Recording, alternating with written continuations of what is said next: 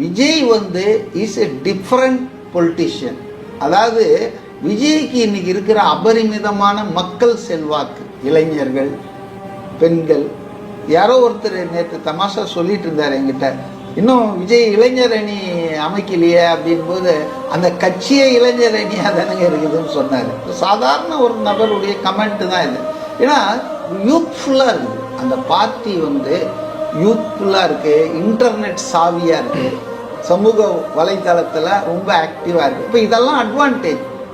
அது மட்டும் இல்லை, அவருக்கு வந்து கரைப்படாத ஒரு அரசியலுக்கு வராரு. இதுக்கு முன்னால் சொத்து சேர்த்துட்டாருன்னு 8 கேஸு, இல்லை இவங்க இது பாலியல் பலாத்காரம் பண்ணிட்டாரு, அதே போல் இவங்களை கொலை பண்ணிட்டாரு, அப்படிலாம் எதுவுமே ஒரு மேலே சொல்ல முடியாது.